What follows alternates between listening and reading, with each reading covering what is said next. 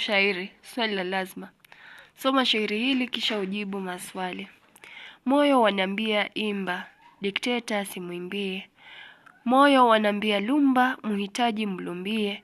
Moyo wanambia chimba, maovu uyachimbue. Moyo wanambia woga, ndio mwanzo wa maafa. Moyo wanambia kuwa, ila kasuku usiwe. Moyo wanambia iwa, kunguni ila usiwe. Moyo wanambia pewa, cha mnyonge usipewe.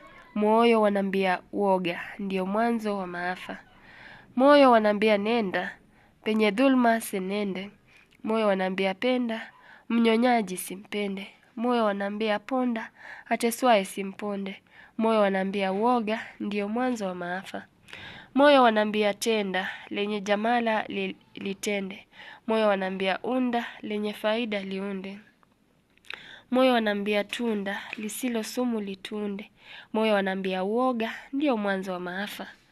Moyo wanambia ota, kuwa mwizi usiote. Moyo wanambia kata, mirija yote ikate. Moyo wanambia teta, penye dhulma patete. Moyo wanambia woga, ndio mwanzo wa maafa. Moyo wanambia nyosha, penye na kombo panyooshe. Moyo wanambia usha, mateso yote yaushe. Moyo wanambia yenye majonzi yaishe. Moyo wanambia woga, ndio mwanzo cha maafa. Moyo wanambia waza, yalopita yawazie. Moyo wanambia kaza, muovu njia mkazie. Moyo wanambia viaza, lenye heri tuviazie. Moyo wanambia woga, ndio mwanzo wa maafa. Maswali. Eleza dhamira ya mtunzi wa shairi hili. Ana lengo la kutuhusia kwamba tuweze kuwa na uhuru wa maisha, lakini tujue yaliyo maovu na yaliyo mazuri. Shairi hili na beti 7. Kila ubeti una mishororo 4. Kila mshororo una vipande viwili. Vina vya ndani na vya nje havitiririki. Shairi hili lina kibwagizo ambacho ni moyo wanambia woga, ndio mwanzo wa maafa. Shairi hili pia lina mizani 16 kwa kila mshororo na mbinu za ama uhuru wa mshairi. Kuna inkisari pale.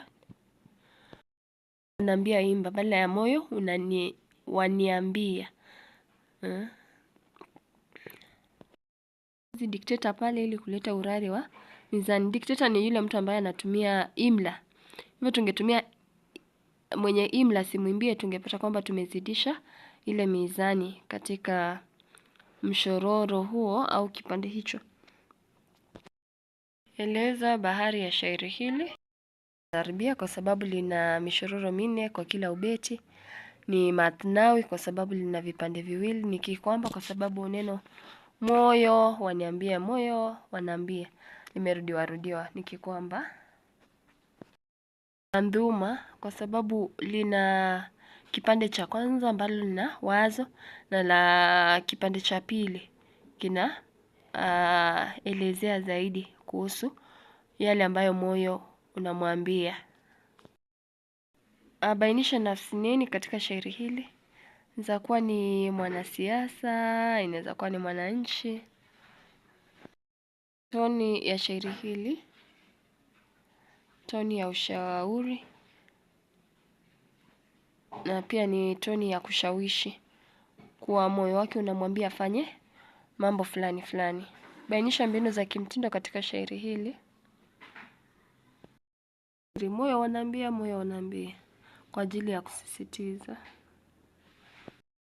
Ni mkereketwa. Kwa mfano, moyo wanambia teta, penye dhuluma patete. Ndio nitakriri inaendelea. Nyaji pale ni istiari kwa maana ya mtu ambaye ni katili. Ana nyonya damu na hata jasho la wengine.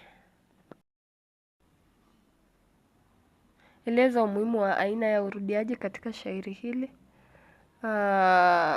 Moja ni kusisitiza ujumbe. Kingine umeweza kutupa bahari ya shairi. Na pia ambalo ni kwamba pia urudiaji wa muundo, yani hicho kibwagizo, moyo wanaambia woga ndio mwanzo wa maafa, umesaidia pia kuleta muundo wa shairi lenyewe.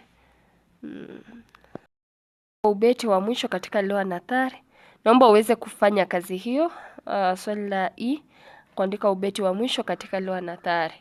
Ubeti wa mwisho unasema, moyo wanaambia waza, yalopita yawazie. Moyo wanaambia kaza, muovu njia mkazie. Moyo wanaambia viaza, lenye heri tuviasie. Moyo wanaambia woga ndiyo mwanzo wa maafa. Tafadhali kwenye comment section tuma jibu lako. Andika ubeti huo katika lugha nathari au ya kiriwaya au tutumbi au sufufu. Hadi wakati mwingine, kwa heri.